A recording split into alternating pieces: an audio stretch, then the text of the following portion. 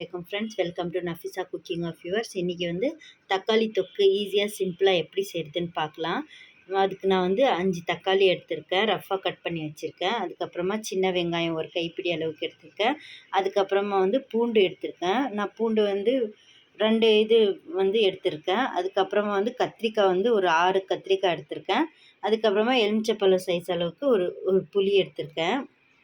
இது எல்லாமே குக்கரில் சேர்த்துடலாம். இது எல்லாமே குக்கரில் சேர்த்தியாச்சு. இப்போ வந்து இதில் வந்து இன்க்ரீடியன்ட்ஸை போட்டுக்கலாம். இப்போ ஸ்டவ் ஆன் பண்ணிவிட்டு அதுக்கப்புறமா இதுக்கு அதிகமாக வந்து எதுவுமே சேர்க்குறதில்ல. இன்க்ரீடியன்ட்ஸ் வந்து நான் வந்து குழம்பு மிளகாய் தூள் மட்டும் 1 ஸ்பூன் எடுத்துருக்குறேன். அவ்வளோதான். குக்கரை மூடிட்டு அப்புறமா 4 விசில் விட்டுக்கலாம். 4 விசில் விட்டிங்கனாக்கா போதும். இதுக்கு பாருங்கள் ஃப்ரெண்ட், ப்ரெஷர் எல்லாம் இறங்கிடுச்சு. 4 விசில் வந்துருச்சு. இப்போ ஓப்பன் பண்ணி பார்த்துக்கலாம். சூப்பராக வெந்திருக்கு. இப்போ வந்து இது வந்து அரைச்சிக்கலாம். நான் இது இருக்கிறதுனால இதை யூஸ் பண்ணிக்கிறேன். உங்கள்கிட்ட வந்து மற்ற இருந்துச்சுன்னா அதிலே யூஸ் பண்ணிக்கோங்க. கத்திரிக்காய் சாப்பிடாத பசங்க கூட சாப்பிடுவாங்க. இது அவ்வளோ டேஸ்ட்டாக இருக்கும், சூப்பராக இருக்கும். நீங்கள் செஞ்சு பார்த்துட்டு எனக்கு கமெண்ட் பண்ணுங்கள் ஃப்ரெண்ட்ஸ். அவ்வளோ நைஸாக ஆட்ட வேணாம், கொஞ்சம் கொரகொரப்பாக இருந்தால் போதும். இந்த அளவுக்கு இருந்தால் போதும். இப்போ நான் இதில் எல்லாமே சேர்த்தாச்சு. உப்பு மட்டும்தான் சேர்க்கணும். உப்பு சேர்த்துடுறேன். உப்பு சேர்த்துட்டு இப்போ வந்து தாளிப்பு கொடுத்துடலாம். இப்போ வந்து ஒரு பாத்திரம் வச்சுட்டேன். இதில் எண்ணெய் போட்டுக்கலாம். எண்ணெய் ஒரு 5 டீஸ்பூன் மாதிரி நான் போட்டுடுறேன். இதில் நான் வந்து கொஞ்சம் மஸ்டர்ட் ஆயிலும் சேர்த்திருக்கேன். அது நல்லா டேஸ்ட்டு தரும். உங்கள்கிட்ட அவைலபிளாக இல்லைன்னா எந்த எண்ணெய் கூட யூஸ் பண்ணிக்கலாம். இப்போ வந்து எண்ணெய் சூடாகிடுச்சு. இப்போ வந்து கடுகு போட்டுக்கலாம். கடுகு, கொஞ்சம் சீரகம், அவ்வளோதான். இது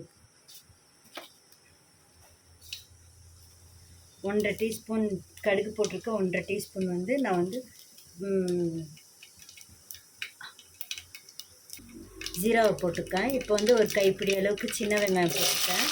உங்கள்கிட்ட சின்ன வெங்காயம் இல்லைன்னா பெரிய வெங்காயம் கூட யூஸ் பண்ணிக்கலாம். சின்ன வெங்காயம் வந்து நல்லா டேஸ்ட் தரும், நல்லா இருக்கும். அது உடம்புக்கும் குளிர்ச்சியாக தரும், நல்லா டேஸ்ட்டாக இருக்கும். இதிலே காஞ்ச மிளகாயும் சேர்த்துடுறேன். இப்போ வந்து கருவேப்பிலையும் சேர்த்துடுறேன். இது எல்லாமே சேர்த்து நல்லா ரெட்டிஷ் ஆகிடுச்சுன்னா அதுக்கப்புறமா குழம்பு எடுத்து போட்டுக்கலாம். இது எங்கள் வீட்டில் ஃபேவரட்டான டிஷ்ஷு. இதுக்கு வந்து சுட சுட சாதத்தில் நெய் போட்டு சாப்பிட்டிங்கனாக்கா சூப்பர் டேஸ்ட்டாக இருக்கும். அப்பளமே போதும் இதுக்கு சைட் டிஷ்ஷாக, வேறு எதுவுமே தேவையில்லை. அவ்வளோ டேஸ்ட்டாக இருக்கும். நீங்கள் செஞ்சு பார்த்துட்டு எனக்கு கமெண்ட் பண்ணுங்கள் ஃப்ரெண்ட்ஸ். லைக் பண்ணுங்கள், ஷேர் பண்ணுங்கள், சப்ஸ்கிரைப் பண்ணுங்கள். சப்ஸ்கிரைப் யாரும் பண்ணுறதில்ல, பார்க்குறவங்க சப்ஸ்கிரைப் பண்ணுங்கள். பாருங்கள் ஃப்ரெண்ட்ஸ், நல்லா ரெட் ஆகிடுச்சு, சூப்பராக வந்திருக்கு. இப்போ வந்து குழம்பு எடுத்து போட்டுக்கலாம்.